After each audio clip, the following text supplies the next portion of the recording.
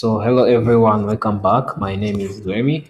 And today we start a fast practical crash course on Django. So this is the most powerful Python web framework for building real application quickly. So I think by the end of this video you will understand what is Django, how it works, and also you will learn how you can build your first Django project with me step by step. So I think in this video we cover a lot of chapters, but what I need you to do is just to follow me, is just to follow, and you can also type the comment where you don't understand. Also, you can try to chat with me. I can explain something. So, uh, in this video, I will not be cutting a lot of mistakes because if you don't do mistake, we will not know where you can fix something. So, yeah, sometimes I record very badly, but it will be my problem. But so let me think that we try to support each other. So because I want you to be interactive and also me to always provide something that can rock good. So let's continue. So I think in this Python programming language or in this Django, you will learn how you can make HTML template and use Django template tags to insert data within HTML document. So and also we learn how to work with the query sets to extract, filter, and also sort data from the database. And also you will learn how to set up the Postgres SQL database and how to deploy your Django project to the world. So sometimes when you finish build the problem or the solution of the problem, so we'll be publishing to the world. So we learn also how you can deploy that. So not only the Postgres SQL we'll be using, but also we can use what we call MongoDB. So we'll be using a lot of database. So let's not waste much time in explaining the chapters we cover, but let us start by knowing what is Django. So Django is a Python framework that helps you to build websites faster and gives you real-made tool like URL routing, templates, models, admin panels, and even the authentication. So Django follows the MTV architecture. So this is what we call M is model, T is template, and also V is view. So the model handles the data and also the template handles the UI and also view handles the logic. So view is like it is where it is going to handle the request and we provide the response. So that means requests are coming from the browser or any user who are using our project or our application or our website. So like if you have covered the React or if you really know the React, think of this MTV like the React props. So where model is like data source and also the view is like the function that prepare that data. So and also the template is like the component that is going to display that data, the UI. Okay. So but Django connects all that three automatically. So that means model, template, and also view are connected automatically. So uh, I will be explaining this more when we have started our Django project. But before we start our Django project, I want you to know that before you run Django, you're supposed to have the basics of Python, like the variables and the if the for loop, the ropes, and also the condition statement. So I think you covered all of that stuff because you will be needing that also, and also the function.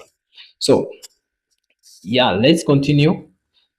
So before we install the Django, you need to make sure that you have installed Python on your computer. So on your computer, you can open your VS Code. As you see, I'm on my VS Code, so you can go ahead and open your VS Code. So I think it is visible. All yeah, this one is visible. Yeah. I can open my terminal by pressing Control Shift. So you can also go to these three dots and you can go to terminal. You can click new terminal. So this is the shortcut. You can press Control Shift and press this sign. So it will open your terminal. So when you want to check if you have the Python installed, you will type Python 3 minus minus version.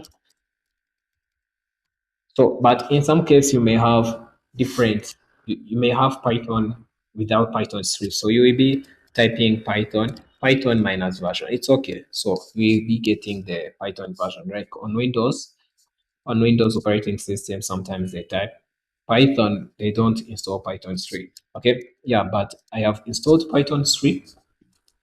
So, but also if you see that there is errors, that means you don't have the Python installed on your computer, so you need to install it. So if you have Windows or uh, if you are using Linux operating system like mine, Linux operating system like me, so you are going to type sudo apt install Python. So you will be typing sudo apt install sudo apt install Python. Python is free, and also you'll be installing pip minus Python is free. So and also you'll be installing the Python. Yeah, we can install that. What else can we add on? Yeah, I think you can also install virtual environment. Yeah, you can install virtual environment. So here is made a mistake. So here is like this Python 3 minus pip, and also here is Python 3 minus what? Minus virtual environment. Okay. So and also you can put minus y. Okay, that's okay. So this one will be installing the Python and also the pip and also the virtual environment. Yeah, and you can press enter. So when you press enter, it will install the Python. And after that, I will be sharing also this command in my description so that you can go there and copy and paste. Yeah, so and also for the one who has Python or who have seen the Python version, so you can check also the pip if you have the pip installed there. You can say pip minus minus version, so and we'll be able to see the pip version. So if you have any error, so try to fix it. Okay, try to fix it. So let me say something we do on the person who are using Windows operating system, because these commands that I have been showing you, it is for the Linux operating system. Okay, so for Windows operating system, so you don't need to think about a lot of stuff. Sometimes you can go on your browser and try to open browser and try to find Python official website and download Python, but also you can use terminal like us. So you can use terminal and type install winget install Python 3. So this one will install the Python into your local machine and we'll be able to check the version. So okay, so we'll be installing Python 3, but also I said I think you need to be familiar with the Python. You need to be familiar with the command line interface. Okay, you need to be familiar with the command line interface, because for me, I don't like the graphic user interface, but you need to be familiar with the command line interface. Yeah, it's okay. So after sometimes you can install that, you can use that, but sometimes you can specify the version you want. Okay, you can specify the version you want. You will be saying winget install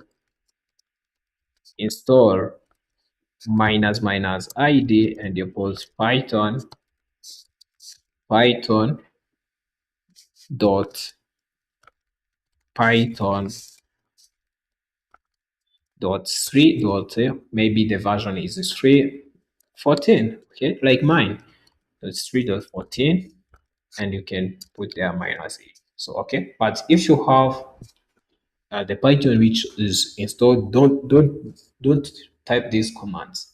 Okay, don't type these commands because sometimes when you have the latest version of Python and you are installing the one which you want, sometimes it is going to be crazy for you to switch the Python versions. Okay, yeah. So that one you can install the Python version you want. Okay, but that one with winget install Python 3, we install the latest stable Python version. So I think you can use that. Okay, if you don't want to get into trouble, I think you can use winget install Python 3. Yeah, it's okay. That one it's okay. So after that, after making sure that you have Python 3 and also you have pip 3 there, so you can create the virtual environment. So we are going to start by creating the virtual environment because we don't need our Python local environment to be mixed with the or to be dedicated with the Django project you are trying to use. So uh, in the in this Python, so in the Python on in building the Python project, so it is suggested to have a dedicated virtual environment for each Django project. Okay, for each Django project, know that when you are going to start a project, you need to create a virtual environment for that project. And also the one way to manage the virtual environment is VNV, so which is included in the Python, okay, which is included in the Python. So the name of the virtual environment. So I'm going to create the virtual environment, but the name of your virtual environment it is not to need it is not needed to be always the same name. The same name. We can also change. Sometimes we say VNV, but sometimes we're going to call it maybe my project, maybe my road, maybe my future, maybe anything you want, anything you want. So to create that virtual environment, for me, before I can dive, so I can go to the directory I want to put that Python project. So when you do LS, we'll be able to see the folders you have. Okay, you see that here I have a lot of folders, document, download, and also this one, and also videos and virtual environment and also VirtualBox. Okay, so I can go to the document. Maybe it is where I want to put my project. You will be typing cd documents. Okay, so when you reach at documents here, you can do errors. So errors, it is going to show us, or it is going to list all the files you have there. Even if it's a folder, even if it's a file, we'll be seeing them. So here I can create the virtual environment. So let me see the virtual environment here we're going to use. So I'll be saying maybe my video. Okay. So let me create the virtual environment. So we'll be typing Python.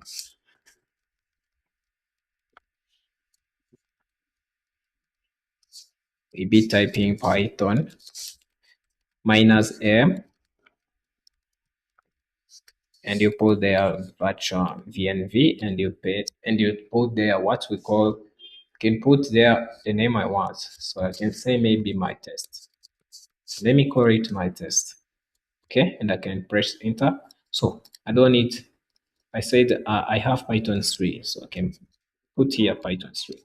Python 3 -m VNV my test. Okay, so there we go. We have my test there. If you try to do errors, so you'll be able to see my test on that folder. So you see it, I have my test. So after that, if you already have this virtual environment, so I can show you what we have inside that virtual environment. So let me go to open folder. So I can go to document. So let me open it.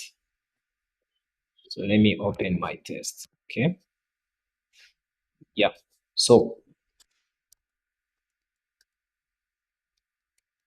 let me check something.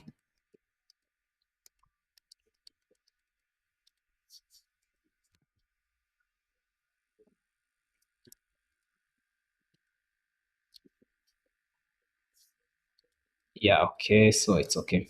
So I think you are able to see this. So here in the my test, this is our virtual environment. We have bin folder, we have include, we have rib, we have rib64, and also we have .git ignore. So this one will be ignored to be sent on what? On the GitHub. So that means the GitHub, we have a lot of files there that cannot be sent there. Okay.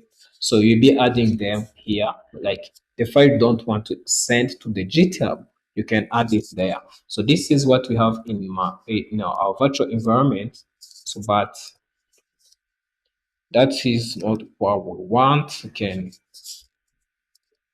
can also do cross. Can cross this folder again. Yeah, can cross that folder. So and we are on. We can go to document. Yeah, documents.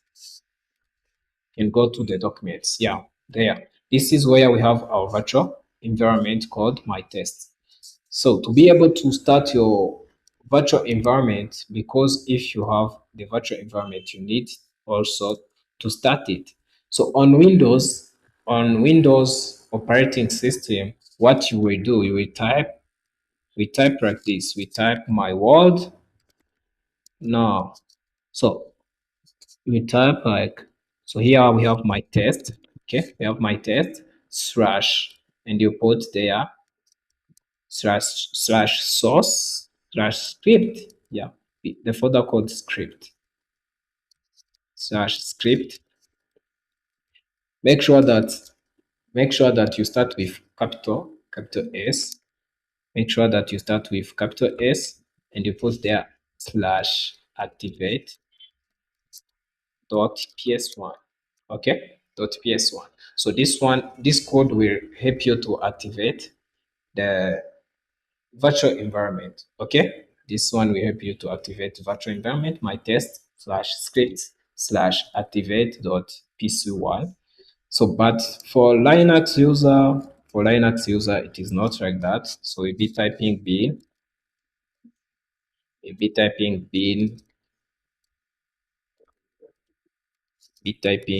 source, and you can put there the name of our my test slash bin slash activate. Okay, source my test slash bin slash activate. And when you press enter, oh, where am I having the problems on my test bin?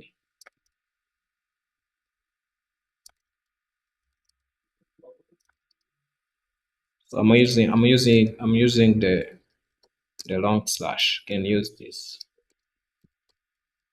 Okay, yeah, that one is okay. So you see that my test is already running. Okay, so you have the, if you activated your virtual environment, very well you'll be seeing the name of it at the first press of your terminal. Okay, I can clear it. So here you see I have my test. So for you also, you'll be having my test to be able to start with installing this Django project. Okay, so let's continue on installing Django project. So let's continue on installing the Django project. What you have to do on Django project after creating the virtual environment, as I said, that always make sure that when you're going to start Django project, it needs to have its own virtual environment. Okay, so to create the to install the Django, so you'll be typing Python 3 minus m pip install Django. Okay, yeah, pip install Django, and also you can press enter. So now you see it is downloading our Django. So you will be waiting for this. So it is successful there. So after installing Django, you can check what you have, if you have Django there. So you'll be typing Django minus admin minus version.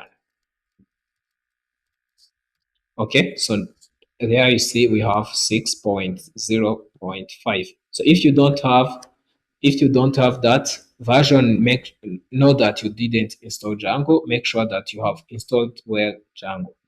Okay, so and also you can check again the Python you have there in your virtual environment. There we have our Pythons, Python. So we have Python version 3.14.14.4, and now we can see I can type Python without saying Python 3. Okay, because this is inside the virtual environment. Okay, yeah. So let's continue on how you can start your project. Okay, I'm going to start creating the project. So your first project will be typing, maybe how are you going to call our first project? Let's call it my first Django. So we'll be saying Django minus admin start project, and you can put there the name of any project you want. So maybe I'm going to say Django, my first Django project, my first Django. Let me say my first Django. Okay, I can make it this capital. My first Django, I can press enter. So there, our Django project will be created inside our document folder. Okay, so when you do LOS, so and try to see, we'll be seeing my first Django project there. Okay, so you can go ahead and open it. So you can go ahead and open that. So you'll be doing what? You'll be opening it. So you can click open folder. So and you can navigate where you have your first Django project and you can open it. Okay, so this is what we have. So this is what we have inside our Django project. You have my first Django, and also we have manage.py.python. Okay, so here when you extend this my first Django project, we'll be having there init.py as see stream.py settings URL and also this file. So but you don't need to understand all of this file right now, but I will be explaining it, how it works, how this file works. Okay, so what you need to know is how can you start this Django project. Okay, so to run this Django project, you type Python. You can type Python. Oh, but first of all, make sure that the virtual environment is already running. As you see here, our virtual environment is deactivated. Okay, is deactivated. So what we can do cd. So we can go back to document. So next time we'll be trying to manage it so that we may have also our virtual environment inside this project, inside this my first Django. Okay, so cd document, and here we have the document, and you can run our Django. We can activate our virtual environment will be saying source my test /bin / activate, and you can open my test, and you can go again to my first cd my first Django. Okay, and press enter. So there we are going to start our server or our Python project. We'll be saying Python 3 manage.py run server. Okay, run server, and there you can press enter.